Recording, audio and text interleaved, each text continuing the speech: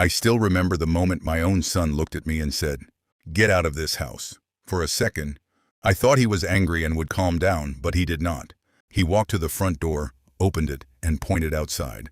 "I am serious, Dad. Leave. My name is John Carter, and I was 71 years old when I walked out of the home. I spent almost 40 years building for my family." I stood there with one small suitcase in my hand, hoping Daniel would stop me before I reached the driveway. I kept telling myself, he is upset. He will call me back. But he never did. The only sound I heard was the front door closing behind me. That sound hurt more than his words. I slowly walked toward the sidewalk, then stopped and looked back at the house. Every window carried a memory. I remembered teaching Daniel to throw a baseball in the front yard. I remembered painting that porch with my late wife, Helen. I remembered bringing Daniel home from the hospital when he was only 3 days old. I never imagined I would one day leave that same house with nowhere to go. I took out my phone and looked at the screen for several minutes. I wanted to call Daniel and ask him if he really meant what he had done, but I knew he would not answer. Instead, I called my old friend Michael. The moment he heard my voice, he asked, "John, what happened?" I tried to sound calm, but I could not hide the pain. "Michael," I said quietly, "my son threw me out of the house." There was silence for a few seconds before he replied, "Stay where you are. I will be there soon." While I waited, I sat on a bench across the street and watched the lights inside my old home. I wondered if Daniel was thinking about me, or if he had already moved on with his evening. 20 minutes later, Michael stopped his car beside me. He got out, looked at my suitcase, then looked at my face. He did not ask questions because he already understood enough. He placed my suitcase in the trunk and drove me to his house. That night, I sat alone in his guest room and stared at the ceiling. I could not sleep. I kept remembering Daniel as a little boy who used to run into my arms every evening after I came home from work. I remembered every promise I made to him after Helen passed away. I worked harder than ever because I wanted him to have a better life than I had. I never expected money from him. I never expected expensive gifts. I only hoped that one day, when I became old, my son would still look at me with love. As the sun started rising the next morning, I made one decision. I would not beg anyone to let me back into that house. Daniel believed he had sent away an old man with nothing left. He had no idea that I had protected one secret for many years. A secret worth $12 million. That was about to change both of our lives forever. The next morning, I woke up before Michael. For a few seconds, I forgot where I was. Then I looked around the small guest room and remembered everything. My son had thrown me out of the house and I had nowhere to call home. I quietly got out of bed and looked through the window. The streets were empty, but my mind was full of memories. I kept asking myself the same question. When did Daniel stop seeing me as his father? I remembered the day I taught him how to ride a bicycle. He fell again, and every time I picked him up, I told him not to give up. When he graduated from college, I was the proudest father in the crowd. After his mother, Helen, passed away, I promised her that I would always protect him, and I never broke that promise. Even when my business started making good money, I spent more on Daniel than I ever spent on myself. I paid for his education, helped him buy his first home, and even supported him when his own business struggled. I never kept a record because he was my son, not my customer. Michael found me standing by the window and handed me a cup of coffee. He said, "John, you can stay here as long as you need." I thanked him, but I knew I could not depend on my friend forever. I had to stand on my own feet again. While drinking my coffee, I remembered something I had almost forgotten. Many years earlier, my lawyer had convinced me to keep part of my wealth separate from everything my family knew about. I agreed because I wanted my money to protect my future, not control my relationships. Daniel believed he knew everything I owned, but he was wrong. There were investments, documents, and one account that nobody in my family had ever seen. I finished my coffee, picked up my phone, and searched for my lawyer's number. My hand stopped just before pressing the call button because I knew that once I made that call, nothing between Daniel and me would ever be the same again. My finger stayed on the screen for a few seconds before I finally called my lawyer. "Mr. Harris," he answered almost immediately. "John, it has been a long time. Is everything all right?" I looked down and said, "No, it is not. I need to see you today." He heard something in my voice and replied, "Come to my office. I will be waiting." An hour later, I walked into the same office where I had signed important papers for many years. Mr. Harris stood up, shook my hand, and asked me to sit down. He noticed I was carrying the same small suitcase. "What happened?" he asked. I told him everything. I told him how Daniel asked me to leave, how I spent the night at Michael's house, and how I realized I no longer had a place in my own family. Mr. Harris stayed quiet until I finished. Then he opened a locked cabinet and placed a thick file on his desk. He looked at me and said, "John, I hoped we would never need to open this file." My heart started beating faster as he slowly pushed it toward me. Inside were papers I had not looked at for years. They showed the investments we built together, the trust fund, and the private accounts that nobody in my family knew about. Mr. Harris looked at me and said, "As of last month, everything in these accounts is worth a little over $12 million. I stared at the papers without saying a word. It was never just about the money. It was about the future I wanted to protect. Years ago, I decided to keep this part of my life private because I wanted to know who truly loved me without knowing what I owned. I never imagined that decision would become so important." Mr. Harris leaned forward and asked, "John, what do you want to do now?" I took a deep breath because I already knew my answer. But before I spoke, my phone started ringing. I looked at the screen and froze. The call was from Daniel. After everything that happened, he had never called me before. I stared at his name, wondering why he suddenly wanted to talk to me. Was he calling to apologize? Or had he discovered something he was never supposed to know? I stared at Daniel's name on my phone, but I did not answer right away. After everything that happened, I needed a moment to think. The phone kept ringing until it finally stopped. A few seconds later, another call came. It was Daniel again. Mr. Harris looked at me and quietly said, "You should answer." I took a deep breath and picked up the phone. "Hello," I said. Daniel was silent for a moment before speaking. "Dad, where are you?" His voice sounded calmer than it had the night before, but it was not the voice of a son asking if his father was safe. It sounded like he wanted information. I replied, "Why do you want to know?" He hesitated before saying, "You left some papers in your room. I think they might be important." My heart skipped a beat because I knew exactly which papers he was talking about. They were not the investment documents, but they were connected to Mr. Harris's office. I had forgotten to lock them inside my briefcase before leaving. I stayed quiet and let Daniel continue. "Dad, if you want them back, you can come and get them." I could hear no apology in his voice. He did not ask how I was. He did not ask where I spent the night. He only talked about the papers. I looked at Mr. Harris, and he slowly shook his head, telling me to stay calm. I answered, "Keep them safe. I will think about it." Then I ended the call. Mr. Harris folded his hands and said, "John, if those papers lead him here, he may start asking questions." I nodded because the same thought had already crossed my mind.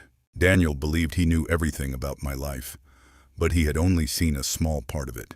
The truth was still locked inside the file lying on the desk between us. I looked at the papers once more and made a decision. I would not rush. I would not act out of anger. If Daniel wanted answers, he would have to earn them. But deep inside, I had a feeling that this phone call was only the beginning. Sooner or later, my son was going to discover the secret I had hidden for years. And when that day came, neither of our lives would ever be the same again. I left Mr. Harris's office with the file locked inside my briefcase. During the drive back to Michael's house, I kept thinking about Daniel's phone call. Something did not feel right. If he truly wanted to apologize, he would have asked where I was, or if I had eaten. Instead, he only talked about the papers I had left behind. The more I thought about it, the more I believed he had already started looking through my room after I left. That thought hurt me almost as much as being thrown out of the house. When I reached Michael's home, he was waiting for me on the porch. He could tell I had a lot on my mind. After dinner, he asked, "Did your lawyer help?" I nodded and said, "Yes, but things are becoming more complicated." I did not tell him about the $12 million. I had kept that secret for years, and I was not ready to share it with anyone yet. That night, I could not sleep again. Around midnight, my phone buzzed with a new message from Daniel. It simply said, "Dad, we need to talk tomorrow." I read those words several times. Part of me wanted to believe my son had finally realized how badly he had hurt me. Another part of me remembered the cold look on his face when he opened the front door and told me to leave. The next morning, before I could decide what to do, another message arrived. This one was different. "Dad, who is Mr. Harris?" My heart froze. I never told Daniel about my lawyer. I never even mentioned his name. There was only one way my son could know it. He had searched through my private papers after throwing me out of the house. At that moment, I realized this was no longer just about a broken relationship. Daniel was getting closer to a secret that could change everything. And I had to decide whether to protect that secret or finally let him discover the truth. I looked at Daniel's message for a long time before putting my phone down. My hands were shaking because I knew he had gone through my private papers. That hurt me more than I expected. After asking me to leave, he had entered my room and searched through the few things I left behind. I never thought my own son would do that. I replied with only one sentence. "Why are you asking about Mr. Harris?" A few minutes later, my phone rang. It was Daniel. I answered without saying a word. "Dad," he said, "I found some documents with that lawyer's name. I just wanted to know what they are." His voice sounded calm, but I could tell he was hiding something. "They are personal," I replied. "You should not have looked through my papers." There was silence for a moment. Then Daniel said, "I was only trying to understand why you kept so many things secret." I closed my eyes. "Some things were private because they were my responsibility, not yours." He did not answer. Instead, he asked another question. "Dad, are those papers connected to money?" The question told me everything I needed to know. This was no longer about fixing our relationship. He was searching for answers about my finances. I ended the call politely and placed the phone on the table. Michael, who had heard part of the conversation, looked at me with concern. "He knows something, does he not?" he asked. I nodded. "Not everything," I said, "but he is getting closer." That afternoon, I met Mr. Harris again. I wanted to make sure every document was secure. He opened the file, checked every page, and then looked at me. "John," he said quietly, "your son has no legal access to these investments. Everything is protected exactly the way you wanted." His words gave me some relief, but my heart still felt heavy. I never wanted to hide money from my son. I only wanted to know that he loved me for being his father, not for what I owned. As I left the office, my phone buzzed once more. This time the message was only 5 words. "Dad, I know your secret." I stopped walking. My heart began to race, because I knew one thing for certain. Daniel could not possibly know the whole truth. So who had told him? And what exactly had he discovered? I stood there staring at Daniel's message. "Dad, I know your secret." My heart started beating faster because I knew there was no way he could know everything. Only 2 people had ever seen those documents, Mr. Harris and me. I immediately called my lawyer, and he answered on the first ring. "John, is everything all right?"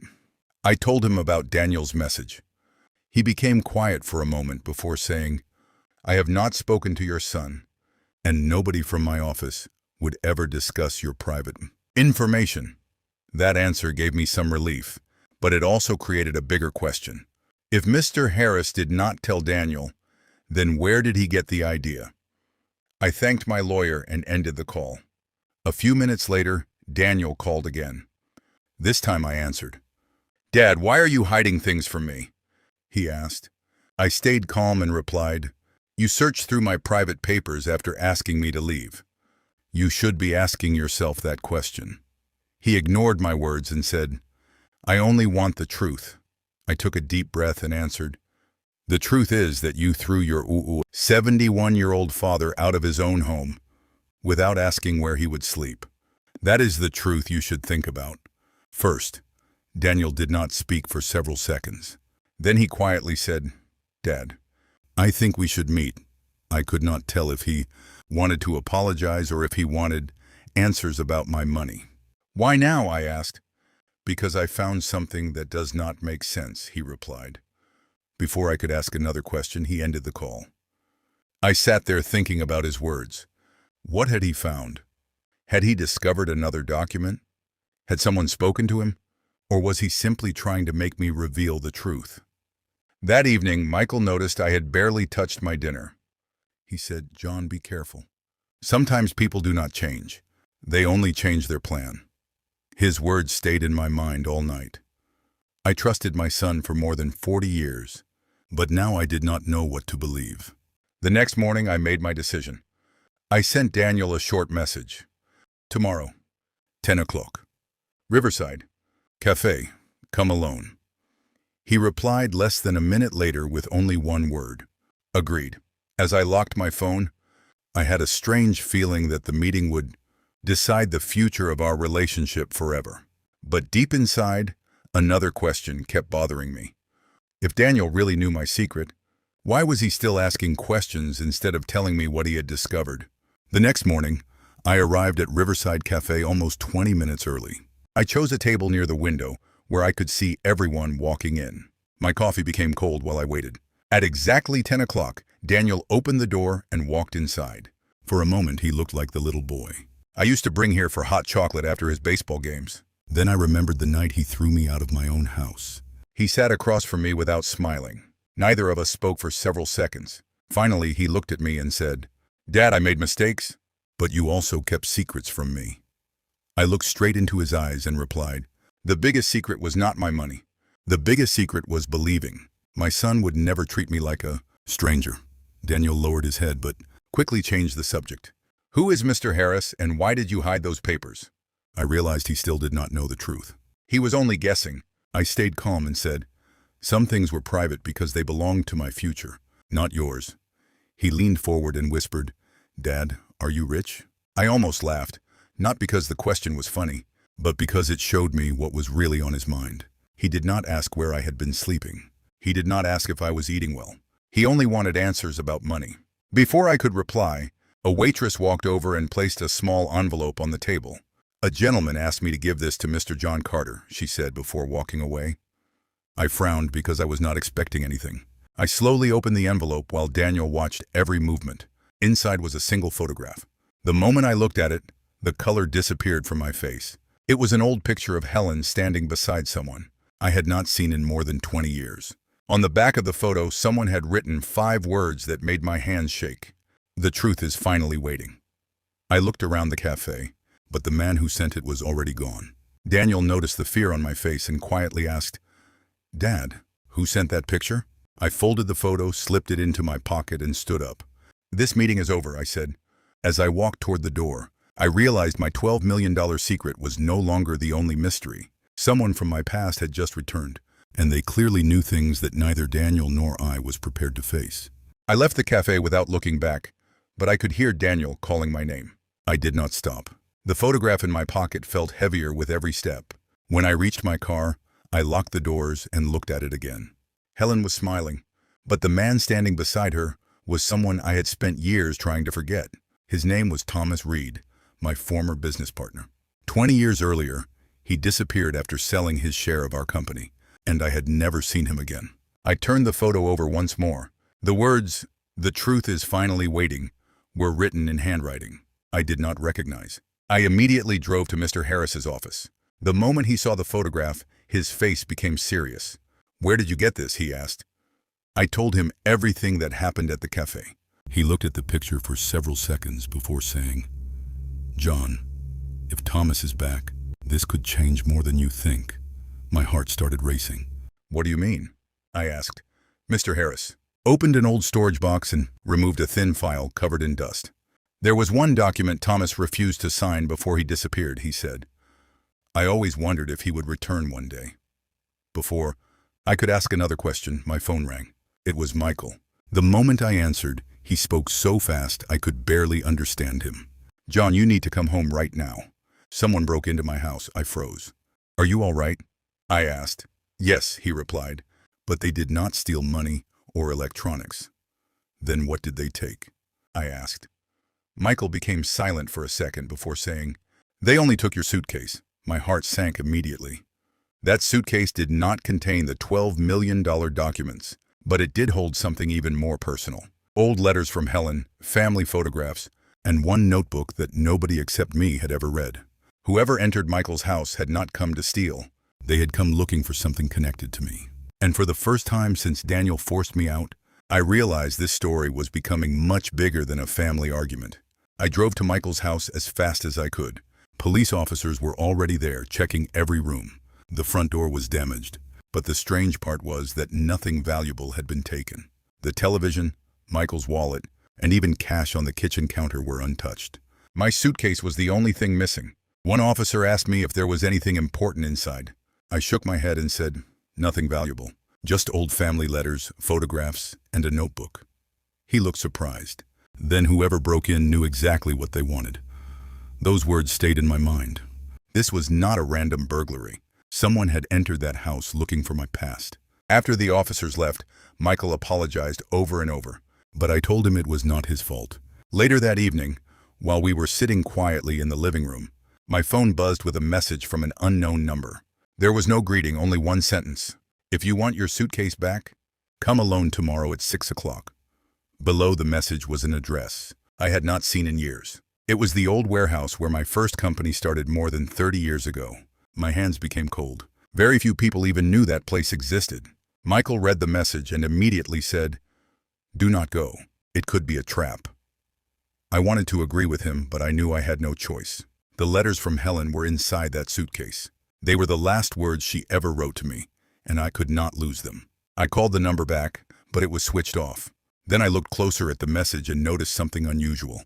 At the bottom was a single letter, T. My mind immediately went back to the photograph from the cafe. Thomas, could he really be alive? After all these years? Or was someone using his name to bring me there? I hardly slept that night. As 6 o'clock grew closer the next day, I made my decision. I would go to the warehouse alone. But deep inside, I had the feeling that when those old doors opened, I would not only find my missing suitcase, I would finally come face to face with the person who had been quietly watching my life for years. The old warehouse looked exactly as I remembered. The paint was faded, the windows were broken, and the large metal door was hanging slightly open. I checked the time. It was exactly 6 o'clock. I stepped inside and called out, "Is anyone here?" My voice echoed through the empty building, but nobody answered. I walked farther in until I noticed my old suitcase sitting alone on a wooden table.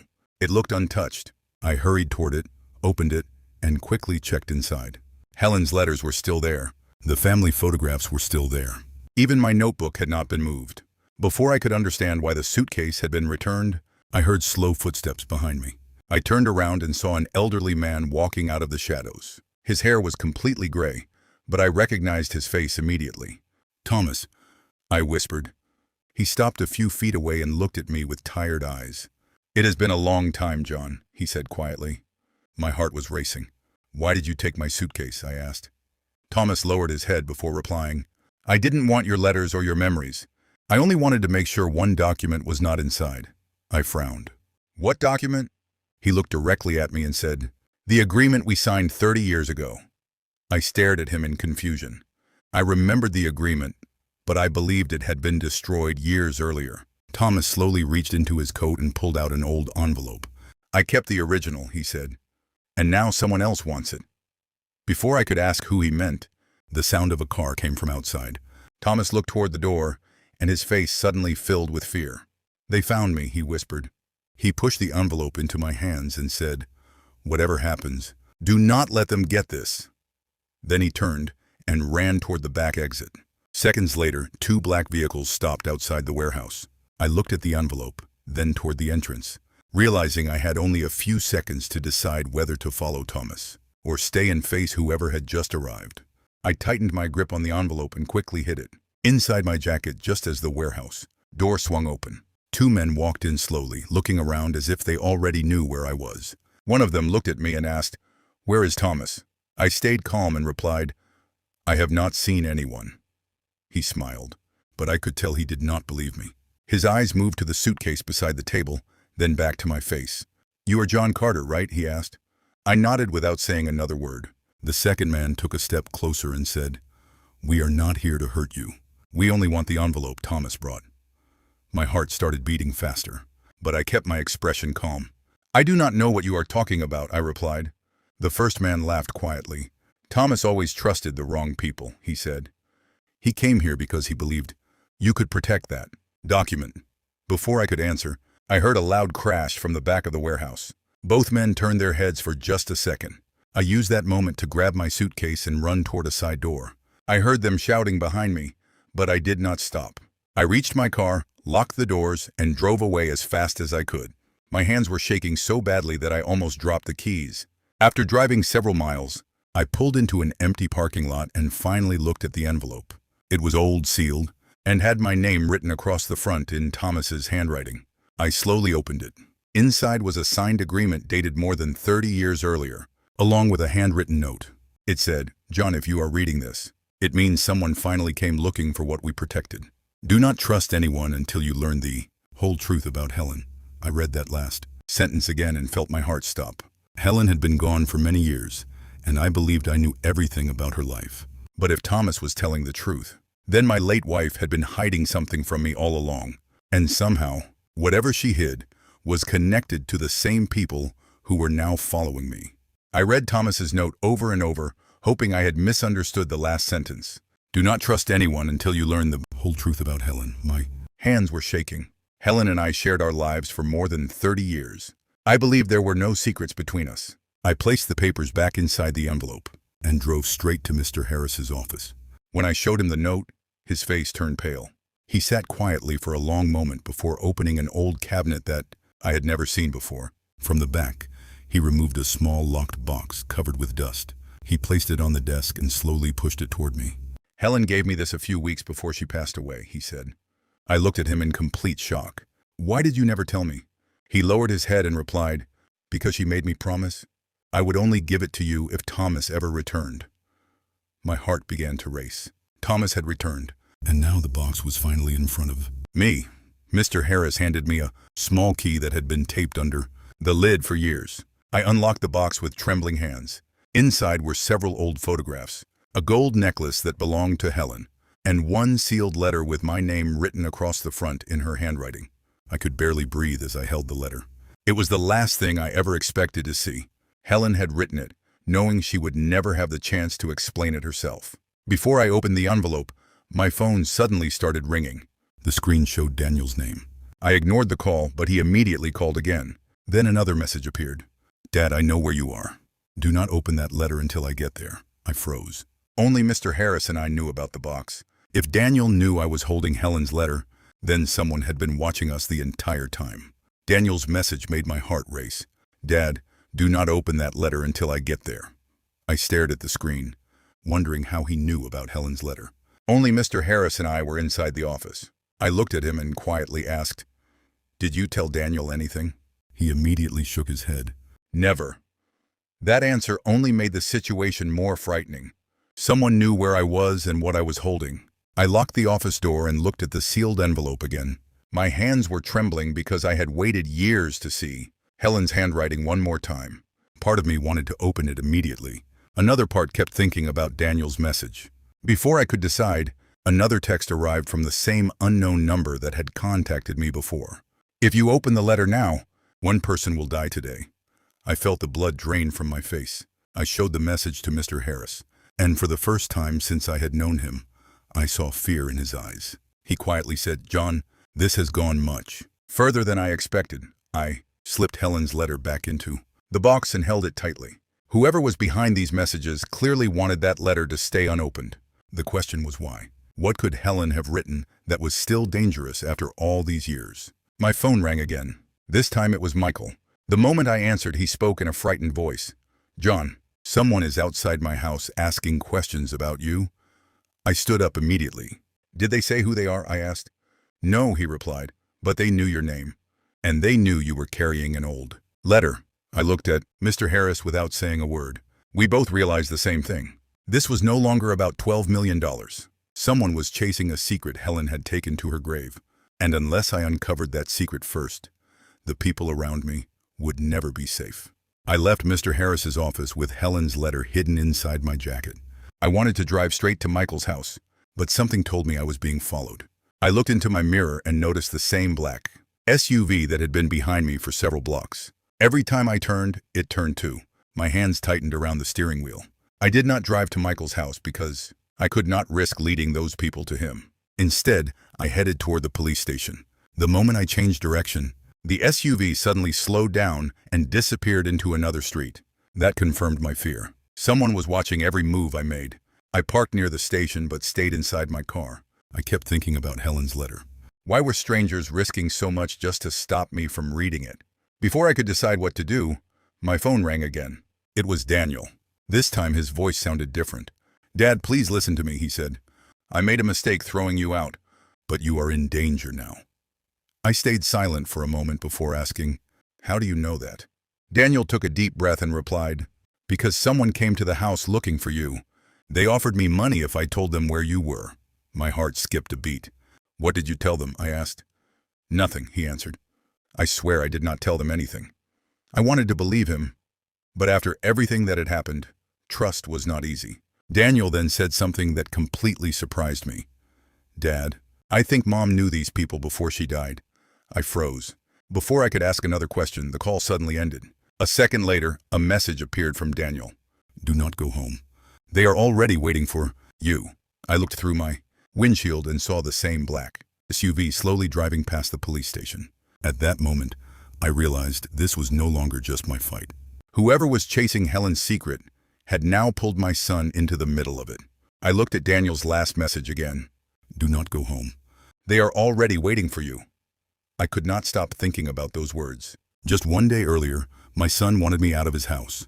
Now he was warning me to stay away. I did not know if I could trust him, but I knew I could not ignore the danger. I stayed inside my car for several minutes, watching every vehicle that passed the police station. The black SUV was gone, but I had the feeling someone was still watching me. I reached inside my jacket and touched Helen's letter. It was still sealed. Every answer I needed was inside that envelope, yet everyone seemed desperate to stop me from opening it. Instead of driving away, I called Michael. He answered immediately. John, are you all right? I asked him to leave his house and stay with his daughter for a few days. He wanted to argue, but I insisted. Please, Michael. I do not want you caught in this. He finally agreed and promised to leave within the hour. After ending the call, I started my car and drove toward a small motel on the edge of town. It was a place nobody connected to me would ever think to search. Inside the room, I locked the door, closed the curtains, and placed Helen's letter on the table. My hands were shaking as I reached for the envelope. Before I could break the seal, someone knocked softly on the door. 3 slow knocks, then silence. Nobody called my name. Nobody spoke. I quietly walked toward the window and looked through a small gap in the curtain, but I could not see anyone standing outside. The hallway was empty. My heart was beating so hard that I could hear it. I waited another minute before opening the door. There was no one there, only a small brown envelope lying on the floor. I picked it up and quickly went back inside. Written across the front were 5 words that made my blood run cold. Helen lied to everyone, John. I stared at the envelope, completely frozen. I now had 2 letters in front of me, one written by my late wife, the other from someone who wanted me to question everything I believed about her. I knew that whichever envelope I opened first could change my life forever.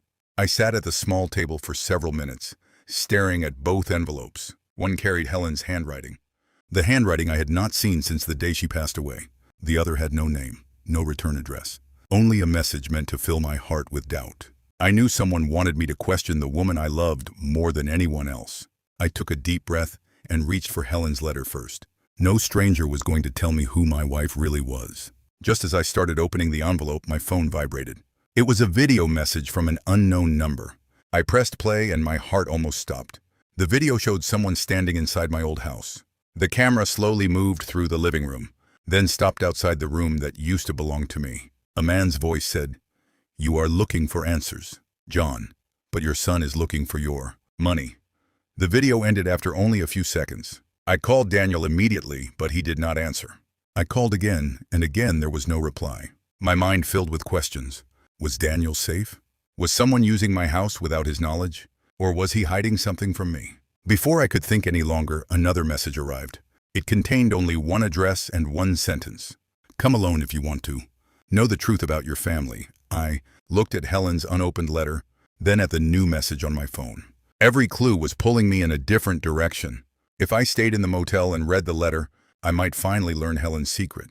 But if I ignored the message, I might lose the only chance to discover who was really behind everything that had happened since the night Daniel forced me out of the house. I slipped Helen's letter back into my jacket, picked up my car keys, and walked toward the door. Deep inside, I had the feeling that someone had been planning this moment for many years, and I was walking exactly where they wanted me to go. I followed the address until I reached an old church on the edge of town. The parking lot was empty except for one gray sedan. I checked my phone, but there were no new messages. The front door of the church was slightly open, so I stepped inside. The building was silent, and the only sound was my own footsteps. "Is anyone here?" I called out, but nobody answered. Then I noticed a small wooden box resting on the first row of seats. My name was written across the top. I slowly opened it, expecting another letter. But instead I found an old silver watch. The moment I saw it, I recognized it. It belonged to my father, and I had not seen it since the day he died more than 40 years ago. My hands started shaking. Beneath the watch was a folded note. It read, "Your father kept the first secret.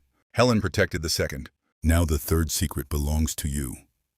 I looked around the church, but it was still empty. Before I could think, I heard the sound of a door closing behind me. I turned quickly and saw an elderly woman standing near the entrance. She looked at me with tears in her eyes and quietly said, "John, I have been waiting many years to meet you again." I had never seen her before, yet she spoke my name as if she had known me all my life. "Who are you?" I asked. She slowly walked closer and smiled sadly. "I was Helen's closest friend," she replied. "She asked me to stay hidden until the day you finally started asking the right questions." My heart began to race. If this woman was telling the truth, then she knew why Helen wrote that letter, why Thomas returned, and why strangers had been following me. She looked at the unopened envelope inside my jacket and quietly whispered, "John, before you read Helen's letter, there is something about your son that you must know first."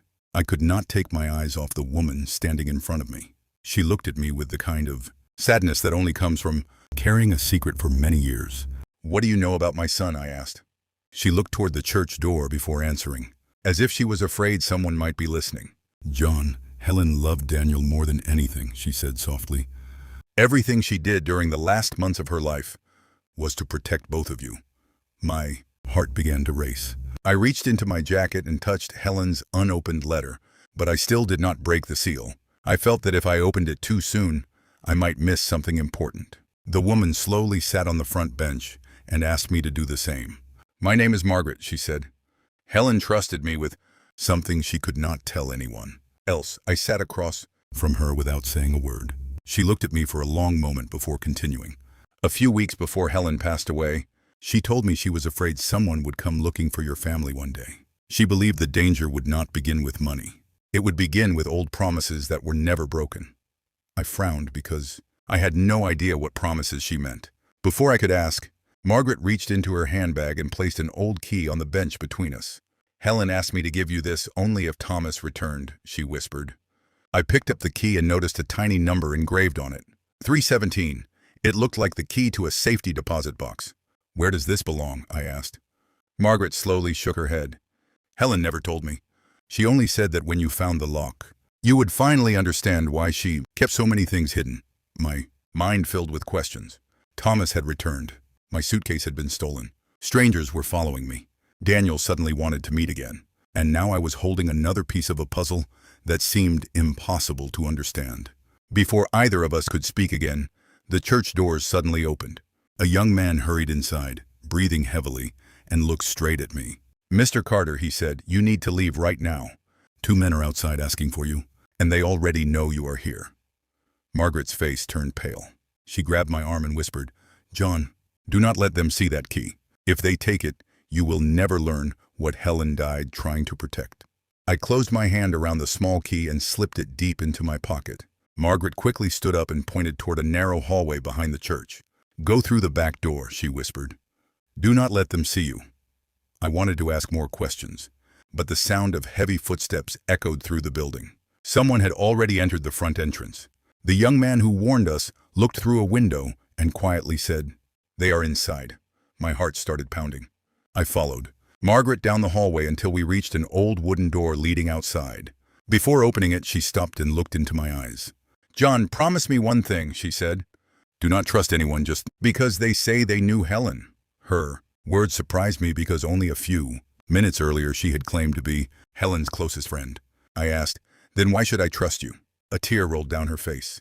"Because I never asked for your money," she replied. "I only came to finish the promise I made to Helen." Those words stayed with me as I stepped outside into the cold air. We hurried across the empty parking lot and reached my car. Just as I unlocked the door, 2 black SUVs turned into the church entrance. I quickly started the engine and drove away before they could block the exit. I watched them in my mirror until they disappeared behind us. Margaret remained silent for several minutes before quietly saying, "The key opens more than a box." I looked at her in surprise. "What does that mean?" She reached into her coat and handed me a faded photograph. It showed Helen standing beside a small brick building, with the number 3017 above the entrance. "That is not a bank," Margaret said. "It is an old train station outside the city." I looked closer at the picture and noticed Helen was holding the same silver watch I had found inside the church. Suddenly, everything seemed connected. The watch, the key, Thomas, and Helen's letter were all leading me to one place. Before I could ask another question, my phone rang. It was Daniel. I answered immediately. His voice was shaking. Dad, they came to the house again. Are you all right? I asked. He took a deep breath and said something that made my heart stop. Dad, they were not looking for you this time. They were looking for Mom's old diary. Mom's old diary? I repeated as I tightened my grip on the steering wheel. Daniel sounded frightened in a way I had never heard before. Yes, he said. They searched the whole house. They opened every drawer and every closet. One of them asked me where Mom kept her diary. My heart started racing. Helen had written in a diary almost every evening, but after she passed away, I could never find it. I believed it had been lost during the years. Did you tell them anything? I asked. No, Daniel replied. I told them I had never seen it. Before I could ask another question, the call ended. I looked at Margaret, and the moment I mentioned the diary, the color disappeared from her face. She slowly closed her eyes and whispered, "Then they are closer than I thought." I asked her what she meant, but she stayed silent for several seconds. Finally, she looked at me and said, "Helen did not write ordinary memories in that diary. She recorded names, dates, and everything she believed might one day protect you and Daniel." I could hardly believe what I was hearing. "Then where is it?" I asked. Margaret looked through the windshield before quietly answering. "If Helen followed the plan we discussed, nobody would find it without the key you are carrying." I immediately reached into my pocket and touched the small key marked 317. My mind returned to the old photograph showing the brick building with the same number above its entrance. Suddenly, the pieces started fitting together. The key, the train station, the missing diary, and Helen's letter were all connected. Before I could turn the car toward the station, another vehicle appeared behind us. It was the same black SUV that had followed me before. It stayed close no matter how many turns I made. Margaret looked into the mirror and quietly said, "They found us again." I pressed harder on the accelerator, but the SUV stayed right behind us. Then my phone buzzed with another message from an unknown number. I looked at the screen for only a second, but that was enough to make my blood run cold. The message said, "You are driving in the wrong direction. We already reached station 317 before you." The message on my phone made my hands tighten around the steering wheel. "We already reached station 317 before you." I looked at Margaret, but she seemed just as shocked as I was. "If they are already there, then we are too late," I said. Margaret quickly shook her head. "No, Helen always planned 2 steps ahead. She never trusted anyone with the complete truth." Her words gave me a little hope, but the black SUV was still following us. I suddenly turned onto a narrow country road. The SUV drove past the turn before the driver realized I had changed direction. That gave us a few minutes. Margaret unfolded the old photograph again and pointed at the building. "Look closely," she said. I noticed something I had missed before. Under the large number 317 was a small metal sign with the words, "Storage Room B." Margaret smiled for the first time. "The key is not for the station," she whispered. "It is for a storage room inside the station." My heart started beating faster. We reached the old train station less than 20 minutes later. The place had been abandoned for years. Broken windows, rusted tracks, and weeds covered the entrance. It looked forgotten by everyone except the people chasing us. We hurried inside until we found a long hallway filled with old storage doors. My eyes searched every number until I finally stopped in front of one marked B317. My hands trembled as I pulled the key from my pocket. For a second I hesitated, wondering if someone was already inside. Then I unlocked the door. The room was small and covered in dust. At first it looked completely empty, but then I noticed an old wooden chest hidden beneath a torn blanket. I slowly opened it. Inside were several family photographs, Helen's missing diary, and a sealed envelope with my name written across the front. Lying beside the envelope was a small flash drive wrapped in cloth. Before I could touch it, I heard footsteps echoing through the hallway outside. Someone had entered the station. Margaret looked at me with fear in her eyes and whispered, "John, they found storage room B." The footsteps outside grew louder with every second. I quickly placed Helen's diary, the sealed envelope, and the small flash drive into my bag before quietly closing the wooden chest. Margaret switched off the light inside the storage room, and we stood completely still. I could hear 2 men talking outside the door. One of them said, "The lock is open. He is already here." My heart was beating so hard that I thought they would hear it. The handle slowly moved, but before the door opened, another voice shouted from the end of the hallway, "Check the other rooms first." The footsteps moved away, giving us only a few moments. "Margaret, grabbed my arm and pointed toward a narrow service door hidden behind old shelves. I had not noticed it before. We squeezed through the opening and found ourselves in a dark passage. Running behind the storage rooms, it smelled of dust and old wood, but it gave us a way out. We walked as quietly as possible until we reached another exit behind the station. Once outside, we did not stop until we reached the car. I locked the doors and finally looked at the items we had recovered. Helen's diary was old, with worn leather covers and a faded ribbon tied around it. The sealed envelope was heavier than I expected, and the flash drive had a small label with only one word written on it. Truth. I wanted to open the diary immediately, but Margaret stopped me. Not here, she said. If those men catch us, everything Helen protected will be lost. I nodded and started the engine. Before driving away, I inserted the flash drive into the screen inside my car, hoping it would contain a simple document. Instead, a single video file appeared. My finger hovered over the play button for a moment before I pressed it. The screen turned black, then slowly revealed Helen sitting alone at a table. She looked directly into the camera with tears in her eyes and quietly said, "John, if you are watching this, it means I was not able to tell you the truth myself." I felt my heart stop. But before she could say another word, the screen suddenly went black again. The file had been cut off, and a message appeared across the display. Remaining video deleted. The words "remaining video deleted" stayed on the screen while I stared in complete silence. I pressed every button, hoping the recording would continue, but nothing happened.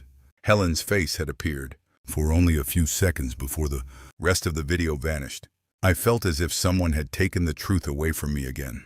Margaret leaned closer and looked at the flash drive. "This was not an accident," she whispered. "Someone erased the rest of the file." I removed the flash drive and turned it over in my hand. There were no scratches or signs of damage. Whoever deleted the video had done it on purpose. Then I remembered the diary lying inside my bag. If the video was gone, perhaps Helen had written everything there instead. I carefully opened the first page. It was dated almost 15 years before Helen passed away. At first, the pages looked like ordinary notes about our family. Daniel's school, birthdays, and small memories. But after turning a few pages, I noticed certain words were underlined in red ink. The same names appeared again and again. Thomas Reed, Station 317, and a company I had never heard of called Black Ridge Holdings. My heart started beating faster. Helen had been tracking these names for years, without ever telling me. Near the middle of the diary, I found a folded piece of paper hidden between two pages. I opened it carefully.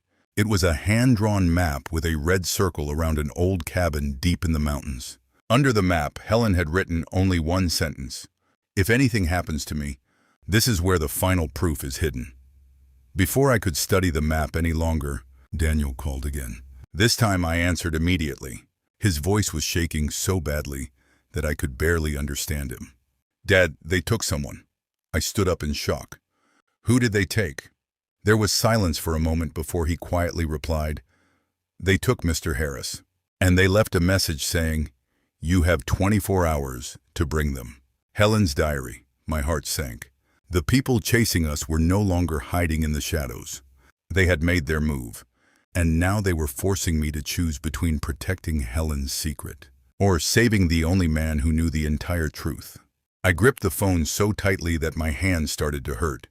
"Daniel, tell me exactly what happened," I said. I could hear him breathing heavily before he answered. "I went to Mr. Harris's office because I wanted to apologize for everything. When I got there, the front door was open. The office was a mess. Papers were everywhere. I called his name, but nobody answered. Then I found this." His voice suddenly became weaker. "There was a note on his desk." "What did it say?" I asked. Daniel took a deep breath and slowly read the words. "Bring Helen's diary to the mountain cabin. Come alone. If you call the police, Mr. Harris dies." I closed my eyes for a moment. The cabin on Helen's map. They already knew about it. That meant they had either seen the diary or someone close to us had told them where we were going. I looked at Margaret. She had already guessed what Daniel was saying. Her face turned pale and she quietly whispered, "We are running out of time." I asked Daniel if he had seen anyone leaving the office. No, he replied, but there was a security camera outside the building. Maybe it recorded something. His words gave me a small hope. Before ending the call, I told him to stay home and lock every door. Dad, he said before hanging up, please, be careful. It was the first time in years that I heard real concern in my son's voice. I placed the phone on the seat beside me and opened Helen's diary again. I carefully turned to the final pages, hoping to find something that could help us save Mr. Harris. Near the back cover, I noticed that one page was much thicker than the others. I gently pulled at the edge, and a hidden pocket opened inside the diary. My heart started racing. Inside was a tiny brass key and another folded note, written in Helen's handwriting. It said, "John, if you found this, never take the original diary to the cabin. They are expecting it. Take the copy hidden beneath the floor in our old garage. The real truth must never fall into their hands." I stared at the note in disbelief. Helen had prepared for this many years before she died. But if there was a copy in the old garage, then someone might already be waiting there for me. I read Helen's note 3 more times before folding it and placing it back inside the hidden pocket. She had planned everything with incredible care. She knew someone would eventually come looking for her diary, and she even prepared a copy to protect the real one. I looked at Margaret and quietly asked, "Did you know about this?" She slowly shook her head. "No. Helen only told me that if the day ever came, you would know what to do."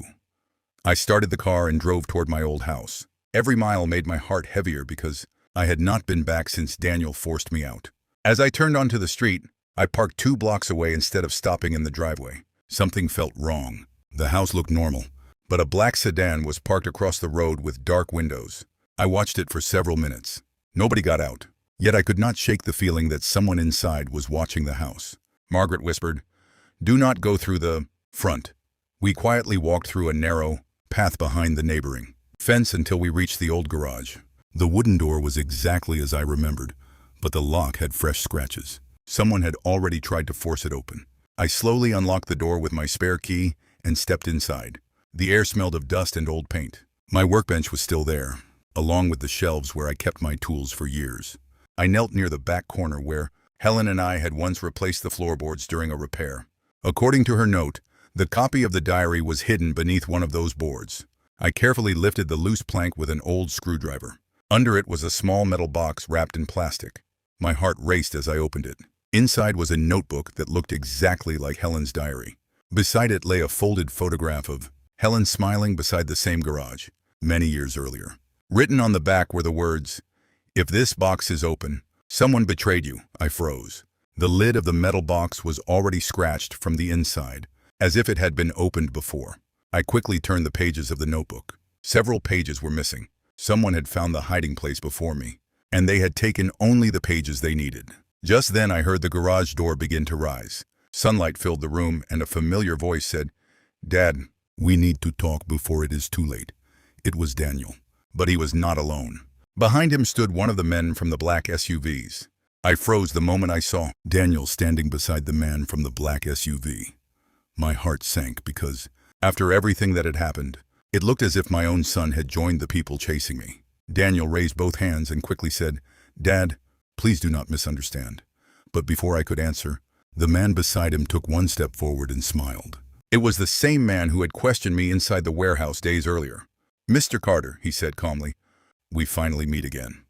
I moved in front of the metal box without thinking. The fake diary and Helen's photograph were still inside, and I was not going to let anyone take them.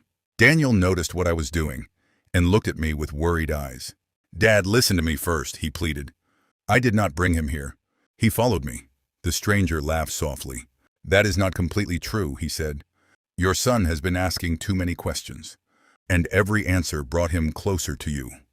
I looked at Daniel. His face was pale, and he looked frightened rather than guilty. I wanted to believe him, but I remembered the night he threw me out of my own house. Trust was still difficult. The stranger slowly reached into his coat. I expected him to pull out a weapon, but instead he removed several old photographs. He placed them on the workbench one by one. Every photograph showed Helen talking to Thomas Reed. Some looked as if they had been taken in secret from far away. My hands started shaking. "Where did you get these?" I asked. "That is not important," the man replied. What matters is that your wife knew much more than you ever realized. Daniel picked up one photograph and looked at it in disbelief. Dad, Mom never told us about any of this. I could see the confusion on his face. For the first time since all this began, I believed he was discovering the truth at the same time I was. Then the stranger pointed toward the metal box and quietly said, "Give me the diary, and Mr. Harris goes home alive." I looked inside the box again. The diary he wanted was only the copy. Helen's note had warned me never to hand over the real one.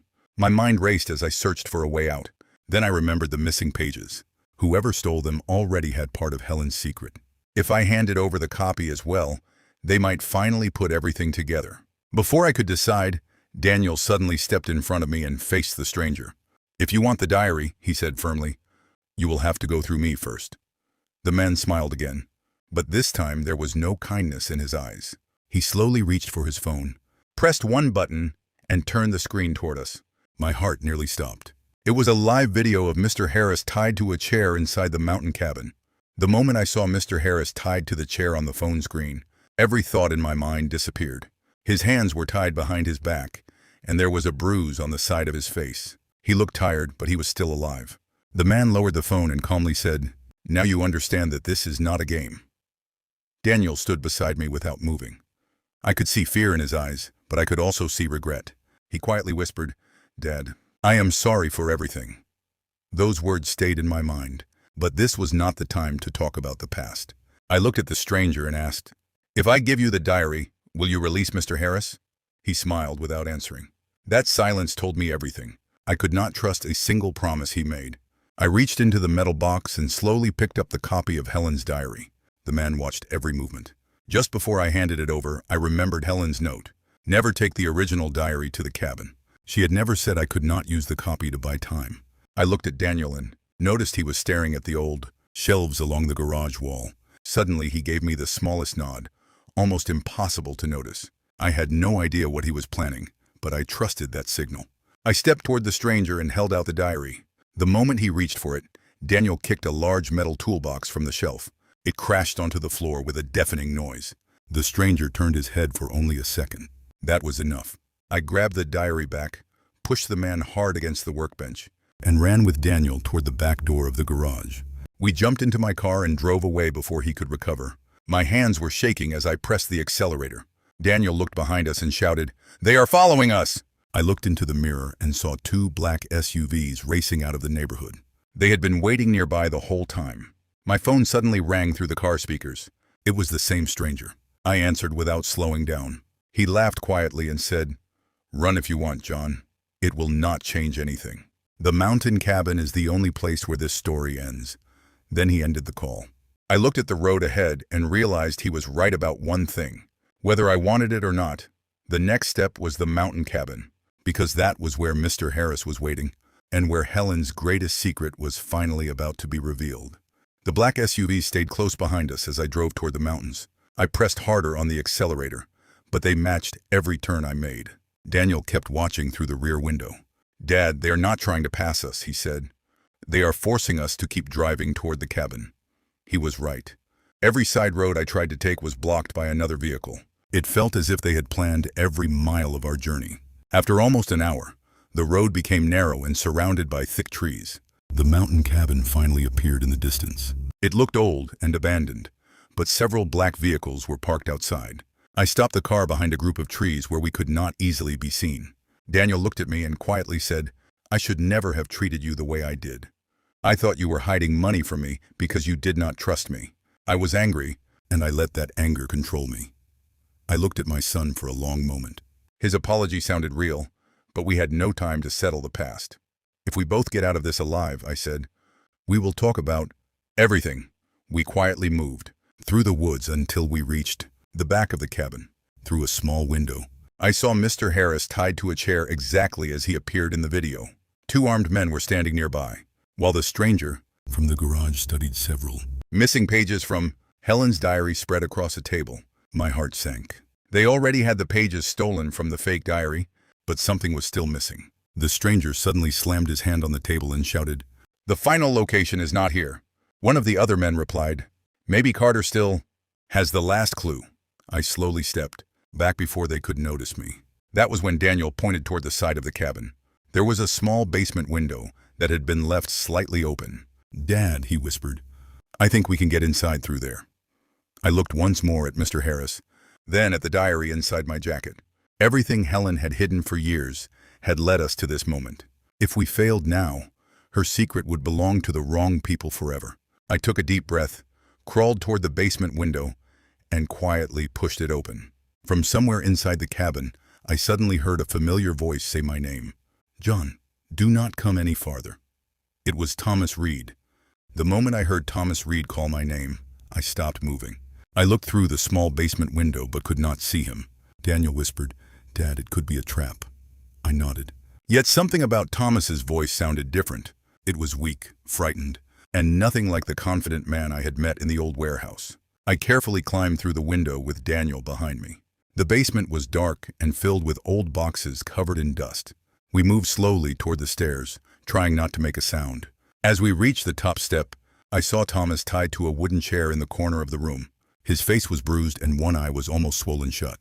The moment he saw me, he quietly said, "John, do not let them get Helen's diary." I hurried toward him, but before I could untie the ropes, he grabbed my wrist. "Listen first," he whispered. "The people upstairs already know the diary is only part of the truth.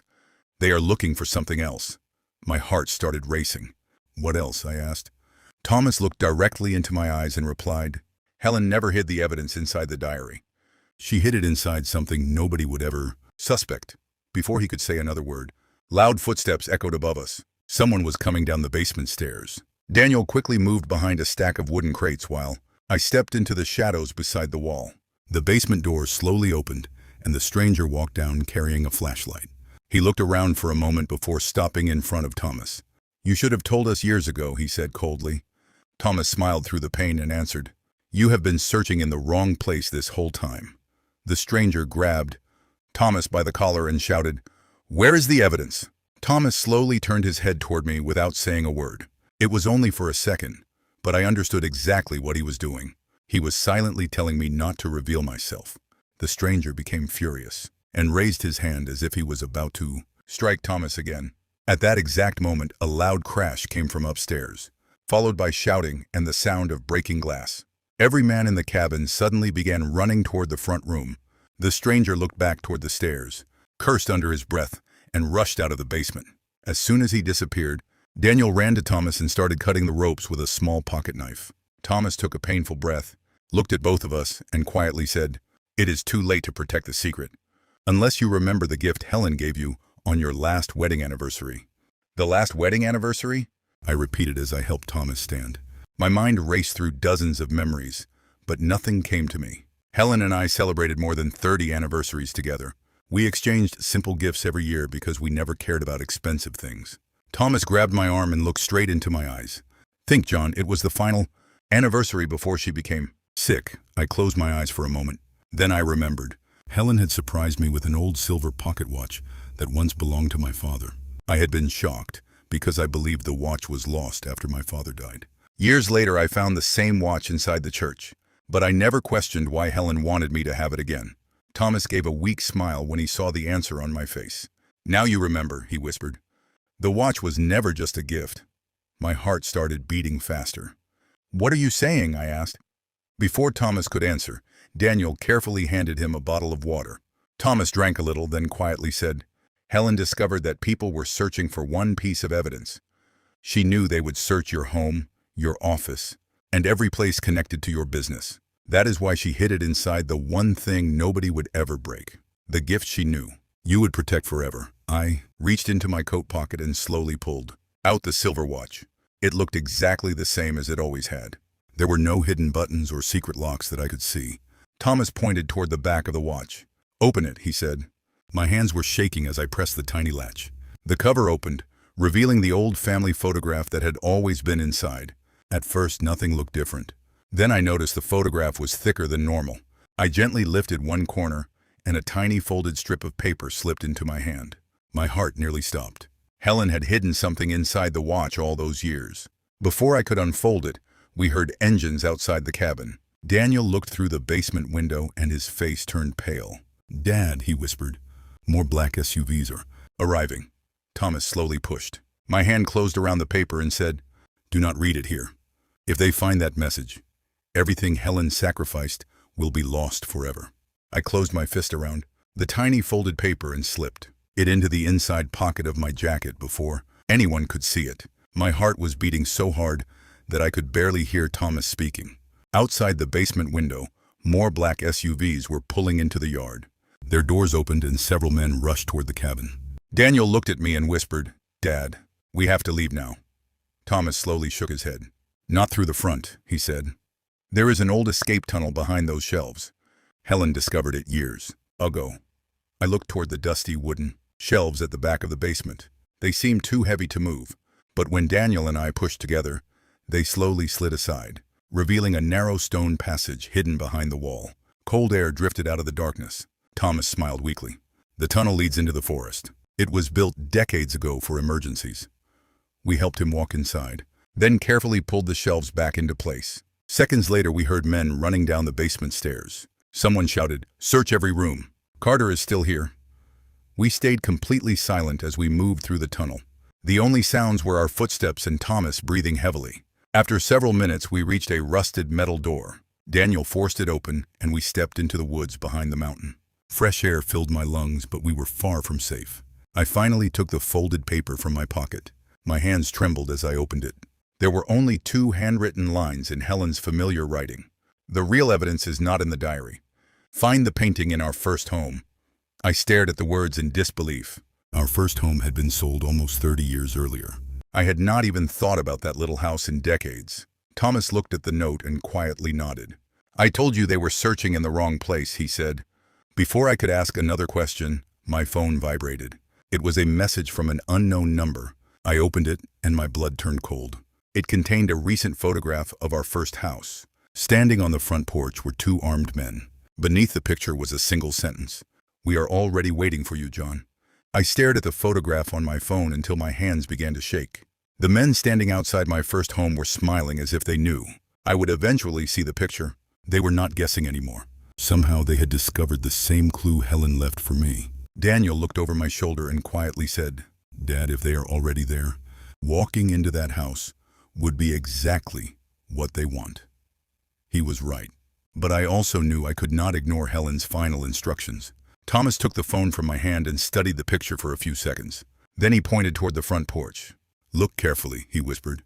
At first I saw nothing unusual, but then I noticed the windows. Every curtain was closed except one on the second floor. "What does that mean?" I asked. Thomas smiled faintly. "It means someone is already inside that house, and it is not one of those men." My heart started racing again. "Who?" I asked. He slowly shook his head. "I do not know, but Helen once told me that if everything went wrong, there would still be one person who understood the whole plan." Before I could ask another question, Margaret suddenly called from behind us. She had caught up after escaping the cabin and was struggling to catch her breath. "John," she said, "you cannot drive there." I frowned. "Why not?" She reached into her coat and handed me another old photograph. It showed Helen standing inside our first home many years ago.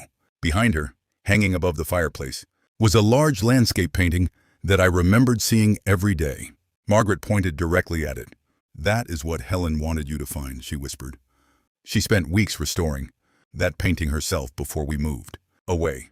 My mind immediately returned to the note inside the watch. Find the painting in our first home. Everything was leading to that single piece of artwork.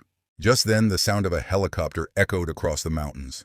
We all looked up and saw it flying low over the trees, moving in our direction. Thomas's face turned pale. "They are searching from the air now," he said. "John, if they reach the house before you discover what is hidden inside that painting, Helen's secret will disappear forever." The sound of the helicopter grew louder with every passing second.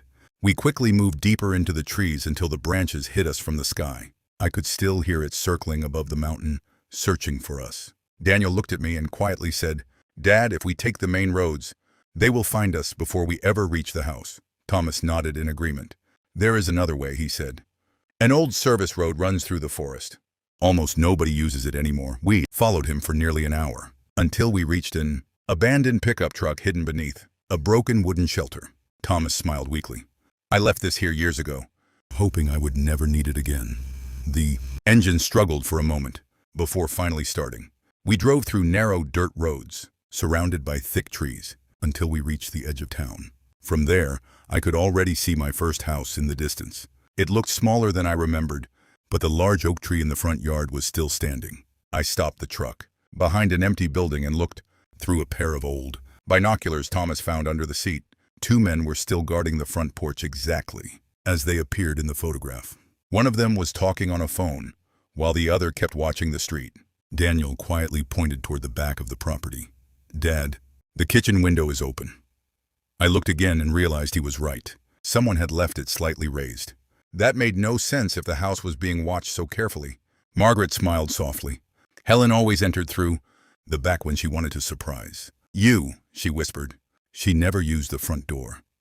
Her words brought back a memory I had not thought about in years. Every anniversary, Helen would sneak through that kitchen window because she knew I never locked it completely.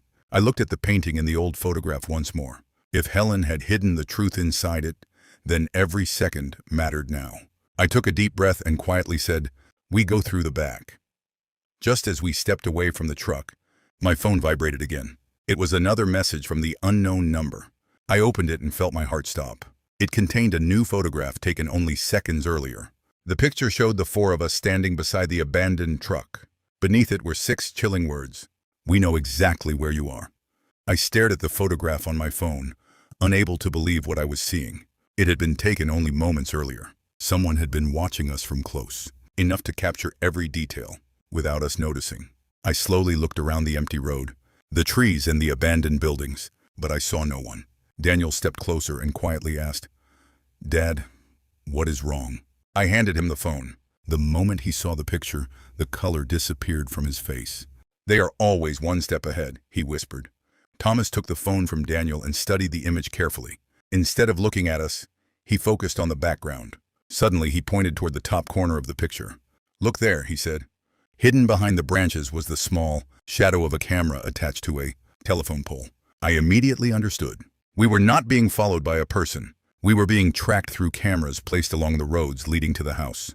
"Then we stay off the roads," I said. We left the truck behind and quietly crossed the back fields on foot. The grass was high enough to hide us as we moved closer to the property. After several minutes, we reached the old wooden fence behind the house. I climbed over first, then helped Margaret and Thomas across before Daniel joined us. The backyard looked almost unchanged. The swing I built for Daniel was gone, but the small stone path Helen loved was still there. My heart filled with memories, but I forced myself to stay focused. We quietly reached the kitchen window. Just as Margaret had remembered, it was unlocked. I slowly pushed it open and climbed inside. The house was silent. Dust covered the furniture, and the air smelled old, but everything else looked exactly as it had decades earlier. I walked into the living room and immediately looked above the fireplace. The landscape painting was still hanging there. My hands began to shake as I stepped toward it. After everything we had been through, every clue had led to this one piece of art. I carefully lifted it from the wall. It felt much heavier than it should have. I turned it over and noticed 4 small screws holding the back panel in place. Just as I reached into my pocket for a screwdriver, I heard the front door burst open. A familiar voice echoed through the house. "John, step away from the painting." It was the man from the black SUVs, and this time he was not alone. I slowly turned around while still holding the painting in my hands. The man from the black SUV stood in the doorway with 4 armed men behind him. None of them looked surprised to see me. It was as if they had expected every move I would make. Daniel stepped in front of Margaret and Thomas without saying a word. The stranger smiled and calmly said, "Mr. Carter, this could have ended days ago, if you had simply given us the diary." I looked at him and replied, "You already knew the diary was not the real secret." His smile disappeared for a moment. "True," he admitted, "but it helped us follow every clue until you found what we really wanted." Those words hit me hard. I realized they had never needed Helen's diary. They only needed me. Every decision I made had brought them closer to the painting. I tightened my grip on the frame and slowly stepped backward. "You are too late," I said, hoping to make him hesitate. He laughed quietly. "No, John. You are the one who is too late." He raised his hand, and one of the men pointed a flashlight toward the painting. I noticed a small red dot moving across the back of the frame. The stranger smiled again. "We already scanned it yesterday while you were still running around town. We know there is something hidden inside. My heart began to race. If that was true, then they would never leave without opening it. Before anyone moved, Thomas suddenly stepped forward. "You are forgetting one thing," he said. Everyone looked at him. Helen never trusted simple hiding places. The stranger frowned. "What do you mean?" Thomas smiled despite the pain on his face. "Even if you open that painting, you still will not find the real evidence." Silence filled the room. I looked at Thomas, wondering if he was telling the truth or simply buying us time. The stranger stared at him for several seconds, then slowly lowered his weapon. "Open the painting," he ordered. My hands were shaking as I removed the first screw, then the second. The room became completely silent. Every person was watching me. I finally lifted the back panel away from the frame. Instead of finding papers or a memory card, I found only a small metal key taped inside the painting. Hanging from the key was a faded paper tag with one word written in Helen's handwriting: "Courthouse." At that exact moment, the stranger's confident smile disappeared. For the first time since this nightmare began, he looked genuinely afraid. The stranger stared at the small metal key as if he had seen a ghost. The confidence that had been on his face only seconds earlier completely disappeared. He took one slow step forward and quietly said, "Give me the key, John." His voice was calm, but I could hear the fear behind it. That was the first time I realized the key meant far more than I had imagined. I closed my hand around it and slipped it into my pocket. "No," I replied. "Not until I know what it opens." The stranger's expression hardened. "You have no idea what you are holding," he said. Thomas suddenly laughed, even though every breath seemed painful. "He knows enough," Thomas replied. And that is exactly what Helen wanted. One of the armed men moved toward me, but Daniel stepped directly into his path. "Nobody touches my father," he said firmly. I looked at my son with surprise. Only days earlier he had forced me out of his home. Now he was risking his own safety to protect me. The stranger raised his hand, stopping his men. "John," he said, "I will make this simple. Give me the key, and Mr. Harris walks free today." I wanted to believe him, but after every lie and every trap, I knew his promises meant nothing. I slowly shook my head. "If you wanted Mr. Harris alive, you would never have kidnapped him." His smile disappeared again. Without another word, he pulled out his phone and tapped the screen. A live video appeared. Mr. Harris was still tied to the chair inside the mountain cabin, but this time someone was standing behind him. The person wore a black mask and held a pistol against Mr. Harris's shoulder. "You have 1 hour," the stranger said quietly. "After that, your lawyer dies." My heart felt as if it had stopped. Before I could answer, Thomas suddenly grabbed my arm. "John," he whispered, "look at the paper tag." I pulled the key out again and looked more closely.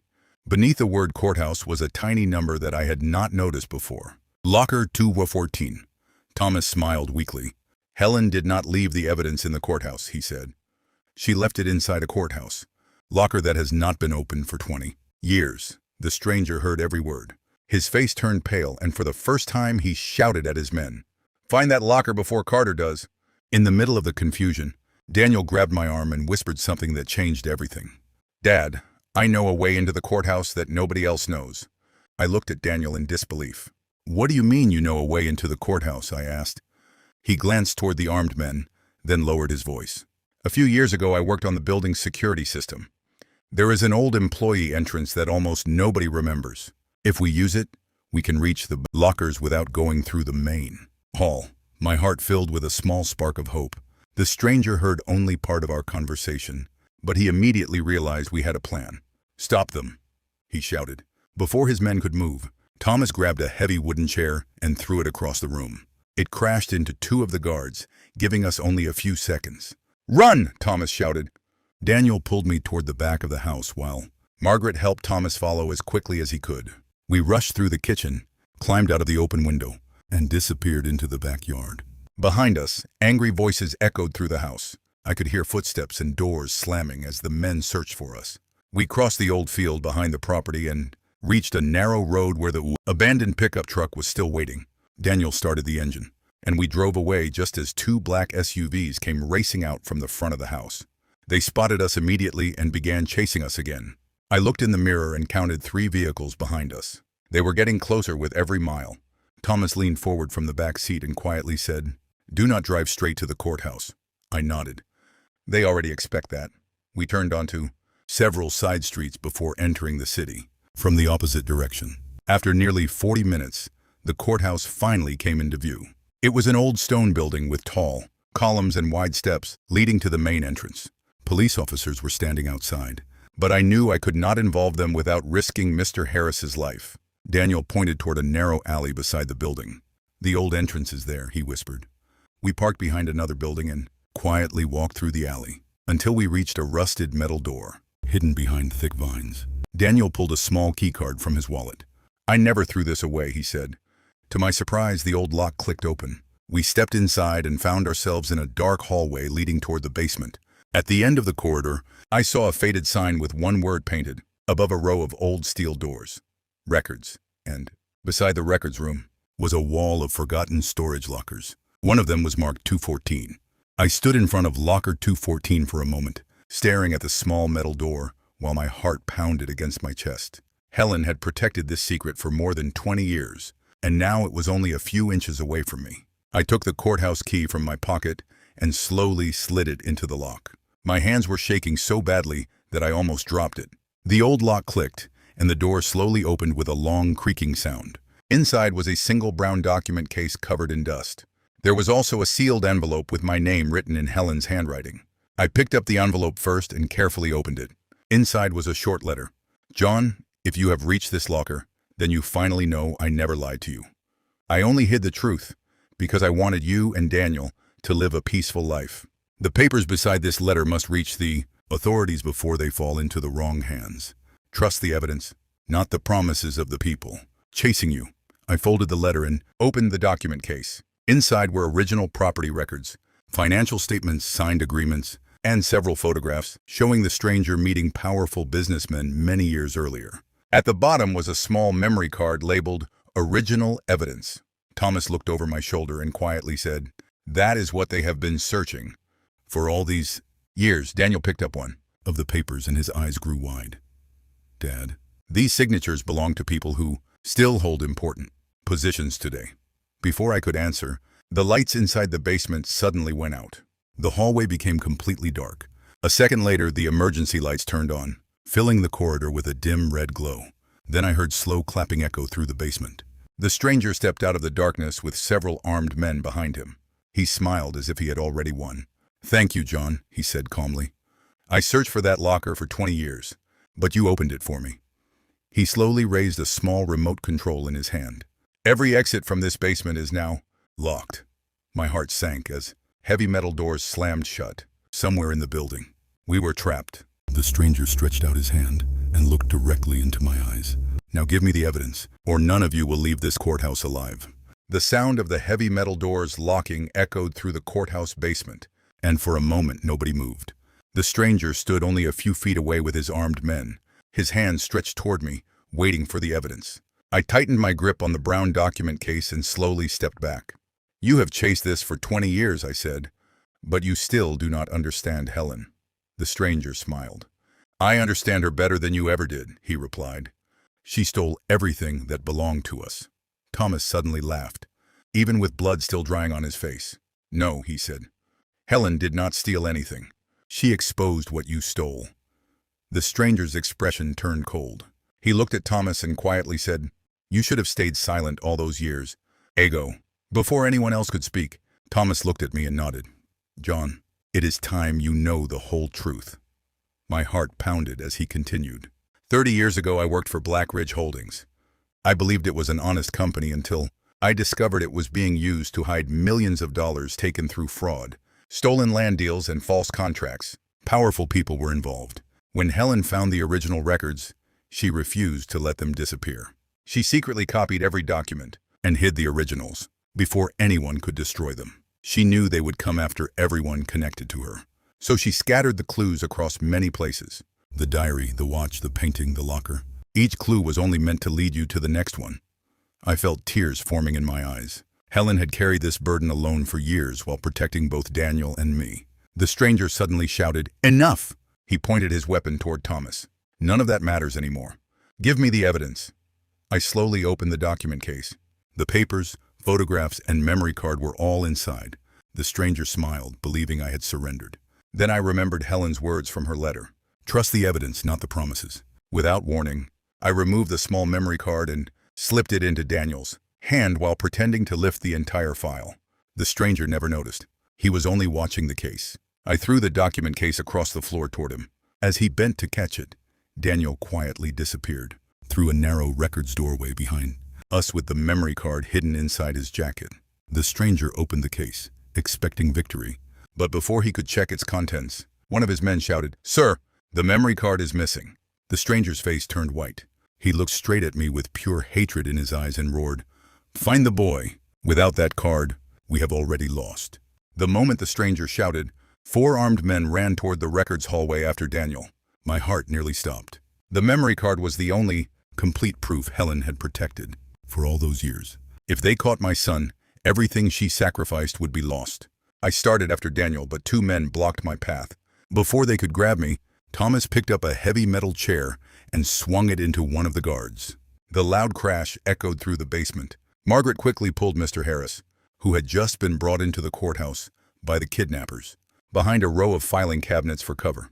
The entire basement turned into chaos. I pushed past another guard and ran into the hallway where Daniel had disappeared. I could hear footsteps ahead of me and angry voices getting closer.